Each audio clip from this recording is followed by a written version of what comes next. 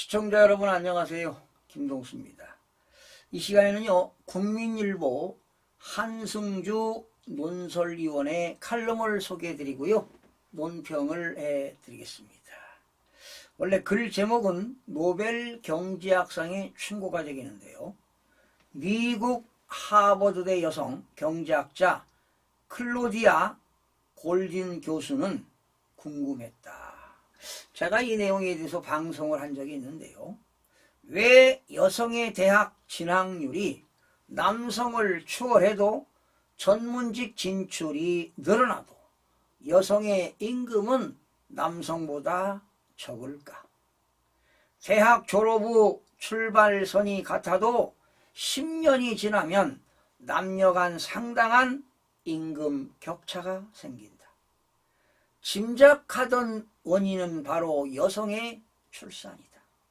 아이가 태어나는 건 거의 언제나 여성 커리어에 부정적인 영향을 미친다. 늦은 밤이나 주말에 일할 수 있는 사람이 그렇지 않는 사람보다 훨씬 많은 소득을 얻을 수 있는 미국 사회의 탐욕적 노동 문화 때문이다. 아이와 가정의 우선순위를 두는 여성에게는 불리할 수밖에 없는 구조다. 골딘 교수의 해법은 이렇다. 지금보다 유연한 일자리가 더 늘어나야 한다. 사회적 돌봄을 제공해 일과 삶의 양립이 가능해져야 한다. 그는 이 같은 연구로 올해 노벨 경제학상을 수상했다.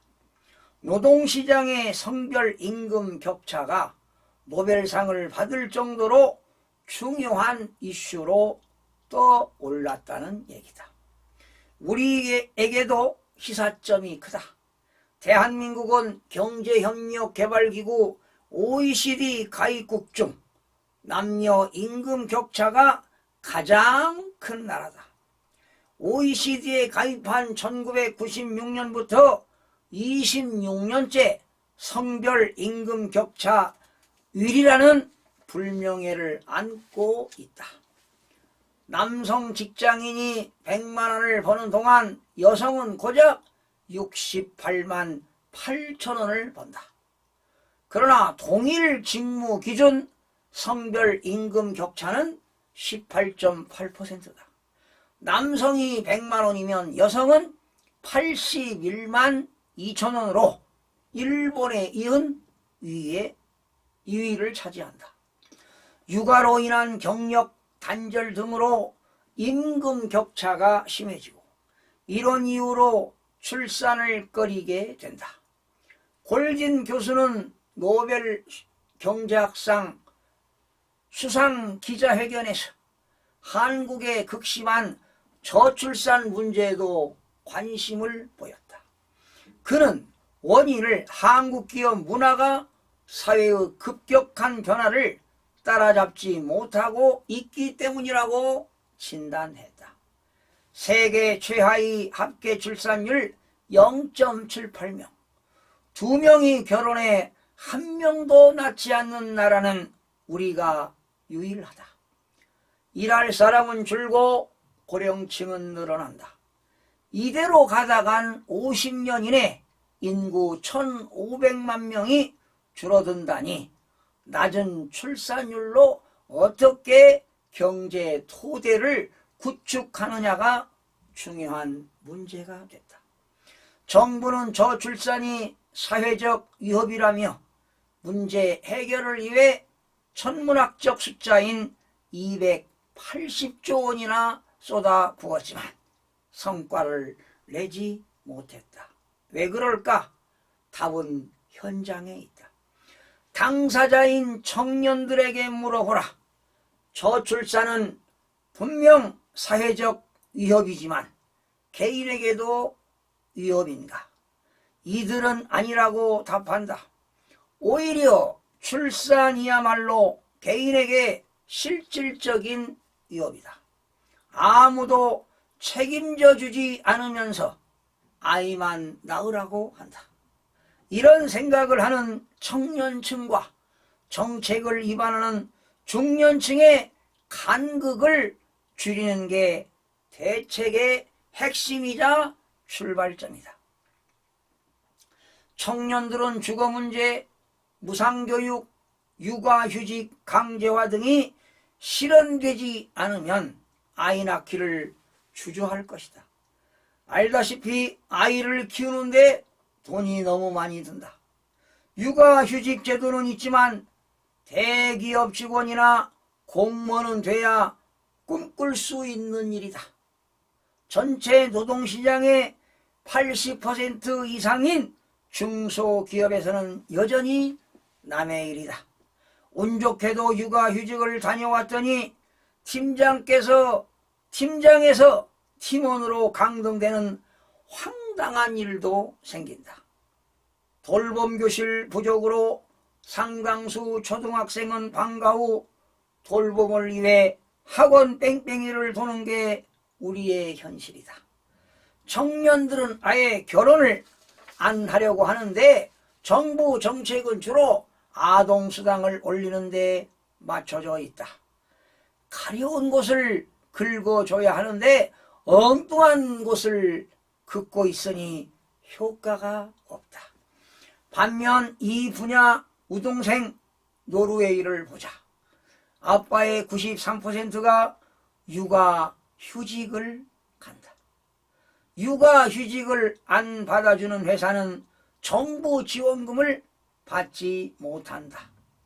돌봄 부담을 줄이기 위해 유치원 보육료는 월 최대 37만 5천 원으로 못 박았다.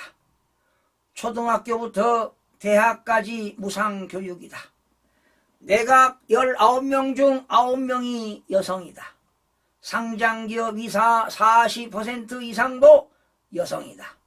정부와 기업 고위층이 여성이니 육아 친화적인 제도의 정착이 가능하지 않았을까? 당연한 얘기 아닙니까? 어느 나라나 성평등 의식이 높아지면 여성의 사회 진출이 늘어나고 일시적으로 출산율이 떨어진다. 이 추세를 반등시키는 게 중요할 텐데 북유럽 국가는 여기에 성공한 반면 우리는 출산율이 가장 하락한 지점에 머물고 있다.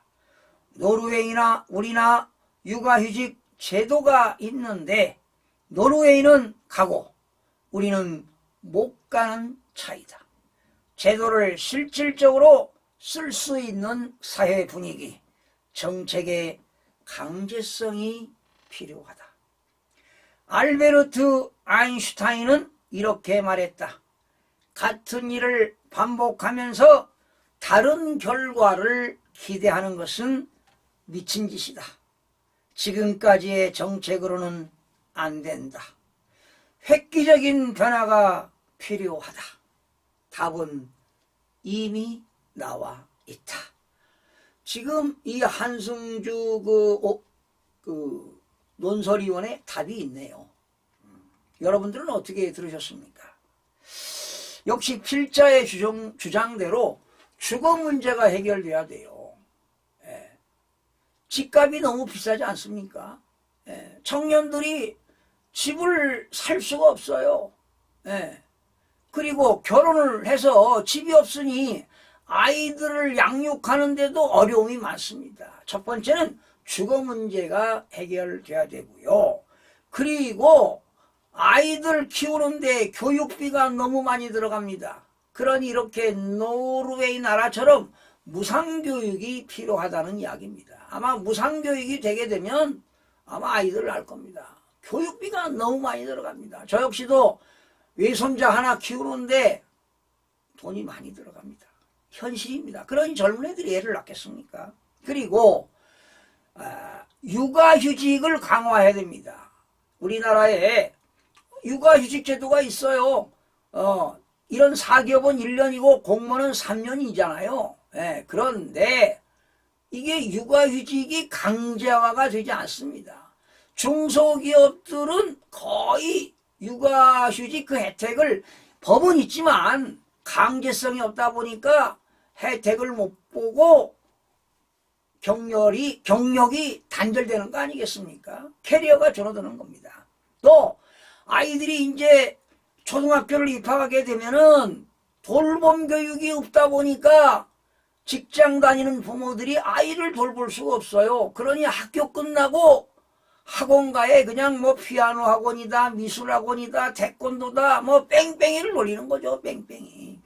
그러니 사교육비가 너무 많이 들어가기 때문에 아이들 하나 키우기도 힘들다는 거 아니겠습니까? 그러니 지금 합계 출산율이 지난해 0.78명인데요.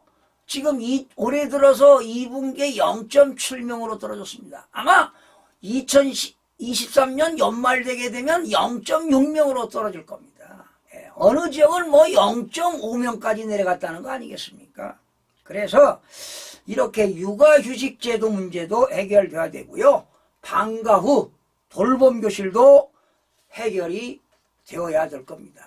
그래야 청년들이 결혼해서 애를 낳을 거 아니겠습니까? 지금 우리나라 지금 필장 말씀대로 전체 노동시장의 80% 이상이 중소기업에서 여전히 중소기업을 내서 이런 육아휴직 혜택을 못 본다는 거 아니겠습니까? 그런데 이제 중소기업을 다녔다 하더라도 운 좋게 육아휴직을 다녀왔다 한다 하더라도 육아휴직 전에는 팀장이었는데 강등돼가지고 이제 팀원으로 탈바꿈되는 그런 황당한 일도 벌어지고 있다는 거 아니겠습니까? 예.